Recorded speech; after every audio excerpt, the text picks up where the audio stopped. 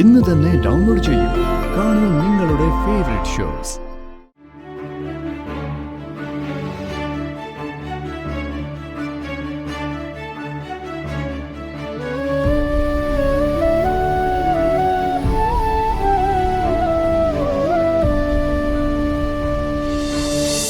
നിന്റെയൊക്കെ പെരുമാറ്റത്തില് പലതവണ എന്റെ ദുർഗമോള് കരഞ്ഞിട്ടുണ്ട്.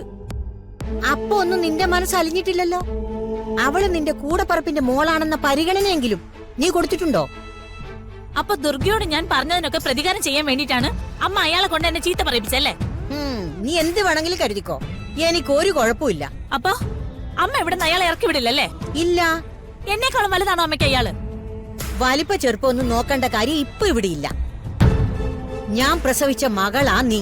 പക്ഷേ ദുർഗ ഞാൻ പ്രസവിക്കാത്ത എന്റെ മകളാ. എന്തൊരു മനസാക്ഷി ഇല്ലാത്ത വർത്താനാണ് അമ്മ പറയുന്നറിയോ? ഒരു കള്ളുകുടിയനെ വീട്ടിൽ കയറ്റി താമസിപ്പിച്ച നാളെ എന്റെ മോക്ക് നല്ലൊരു കല്യാണ ആലോചന വരുമോ? നീ ഈ പറയുന്നത് പോലെ ഒരു മുഴുകുടിയനൊന്നും അല്ല കുട്ടൻ. അതുകൊണ്ട് അഞ്ജനക്ക് ഒരു ദോഷവും വരില്ല. പിന്നെ നിന്റെയൊക്കെ പെരുമാറ്റം കണ്ട് മനസ്സ് മടുത്തു പോയപ്പോ അറിയാതെ പ്രതികരിച്ചു പോയതായിരിക്കും. ചിലപ്പോ നിന്നോടൊക്കെ തുറന്നു പറയാനുള്ള ധൈര്യത്തിന് വേണ്ടി മദ്യപിച്ചു പോയതായിരിക്കും. ഓ, അങ്ങനെയാണെങ്കിൽ അയാൾ ഇനിയും ഇത് ആവർത്തിച്ചാലോ? അപ്പോഴും അമ്മ ഇങ്ങനെ തന്നെ പറയോ? നീ ചെയ്യാത്ത കാര്യം ആര് പറഞ്ഞാലും ഞാൻ അവരെ എതിർക്കും. പക്ഷേ പറയുന്നത് നീ ചെയ്യുന്ന കാര്യമാണെങ്കിലോ? എടി ഗിരിജെ, കുറച്ച് ദിവസമേ ആയുള്ളൂ കുട്ടൻ ഇവിടെ താമസിക്കാൻ തുടങ്ങിയിട്ട്. ഈ ചെറിയ സമയം കൊണ്ട് അവൻ നിന്നെ ഇത്രയൊക്കെ പറയണമെങ്കിൽ നീ ചെയ്തത് എത്രമാത്രം വൃത്തികേടായിരിക്കുമെന്ന് നീ സ്വയം ചിന്തിക്കേ. എന്നിട്ട് സ്വന്തം തെറ്റ് തിരുത്താൻ നോക്ക്. ഇപ്പൊ അങ്ങനായോ? അയാളെ പറഞ്ഞു വിടുന്ന കാര്യം പറയാൻ വന്നിട്ട് അമ്മ ഇപ്പൊ എന്നെ ഇറക്കി വിടാൻ റെഡിയായി നിൽക്കുന്ന മട്ടാണല്ലോ. ആഹാ, നീ ഇപ്പൊ പറഞ്ഞത് സത്യ. പലതവണ നിന്നെ ഇവിടുന്ന് ഇറക്കി വീഴണമെന്ന് ഞാൻ ഓർത്തതാ. എന്നിട്ട് അത് ചെയ്യാതിരുന്നതേ അഞ്ജുവിനെ ഓർത്ത് മാത്രം. അച്ഛനില്ലാത്ത ആ പെങ്കോച്ചിനെ ഓർത്ത്. അതൊന്നും അമ്മ കൂടുതൽ പറയാത്ത തന്നെ നല്ലത്. എന്നോട് എന്റെ മോളോട് അമ്മയ്ക്ക് യാതൊരു സ്നേഹവും ഇല്ല. അമ്മയ്ക്ക് സ്നേഹം ആ പിശാചിനോടാ, ആ ദുർഗയോട്. അവൾക്ക് വേണ്ടി അമ്മ ഞങ്ങളെ കൊല്ലാനും മടിക്കില്ല. അതിനുള്ള ഗുണ്ട പോലീസിനെ ഇറക്കിയിട്ടുണ്ടല്ലോ. നീ ഒന്ന് പോയ ഗിരിജെ, രാവിലെ തന്നെ മനസ്സ് മടിപ്പിക്കാനായിട്ട്.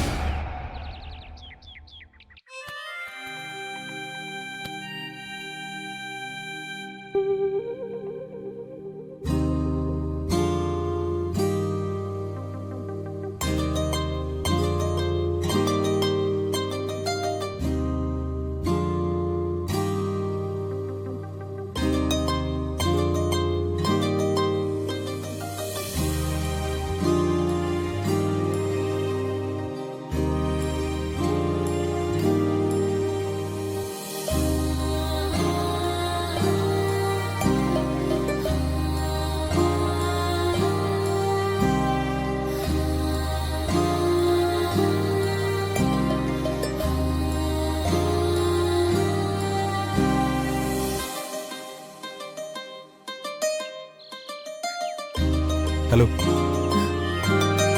കൊറേ നേരമായല്ലോ. എന്താ ഇത്ര ആലോചന? നമ്മുടെ അന്വേഷണം ഇപ്പൊ സ്റ്റക്കായ അവസ്ഥയില. പൃഥ്വിയിൽ നിന്ന് കൂടുതൽ വിവരങ്ങൾ കിട്ടിയാലേ നമുക്കിനി മുന്നോട്ട് പോകാനാവും. അഷിതയുടെ പേരിൽ ഇനി അങ്ങോട്ട് പോകില്ല എന്ന് താൻ സത്യം ചെയ്ത് കൊടുത്തില്ലേ?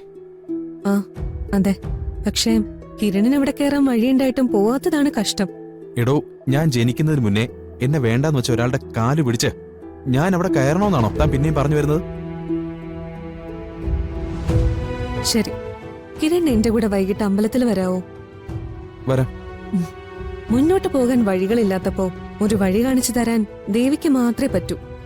ആ നടയിൽ പോയി നിന്ന് പ്രാർത്ഥിച്ച എന്തെങ്കിലും ഒരു പോംവഴി ദേവി തരും. ഞാൻ വരാടോ, നമുക്ക് വൈകിട്ട് പോവാം. വാ.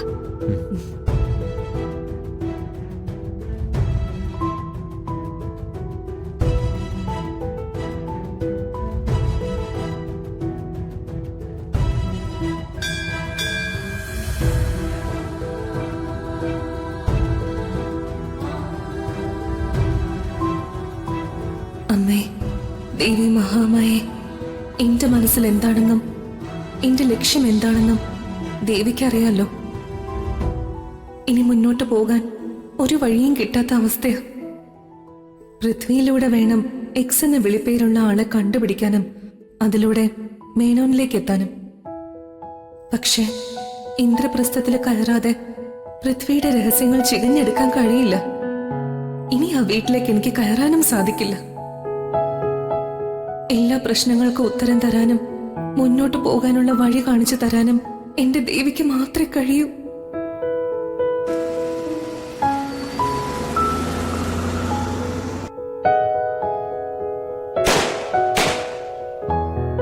അമ്മേ ദേവി, ദുർഗയുടെ സങ്കടങ്ങളെല്ലാം മാറ്റണേ. ദുർഗ എന്ന് ഒരുപാട് സന്തോഷത്തോടും സമാധാനത്തോടും ജീവിക്കാൻ വേണ്ട സാഹചര്യങ്ങൾ ഉണ്ടാവണേ. ഞങ്ങൾക്ക് ഒരിക്കലും പിരിയാതെ ഒന്നായി ഒരുമിച്ച് ജീവിക്കാൻ സാധിക്കണേ. അമ്മേ, രക്ഷിക്കണേ. മുന്നിലേക്കുള്ള വഴിയും വെളിച്ചവും നീ മാത്രമാണ്. എന്ത് ചെയ്യണമെന്നറിയാതെ പകച്ചു നിൽക്കുന്ന എനിക്ക് ഒരു വഴി കാണിച്ചു തരണേ ദേവി.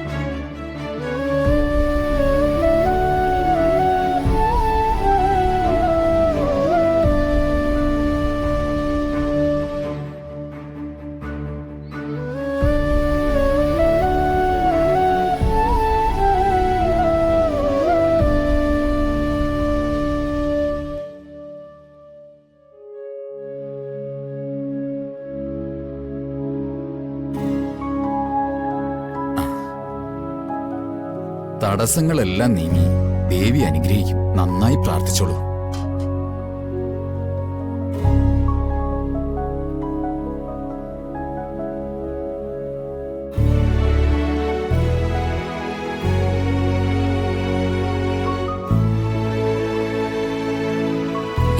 കിരൺ,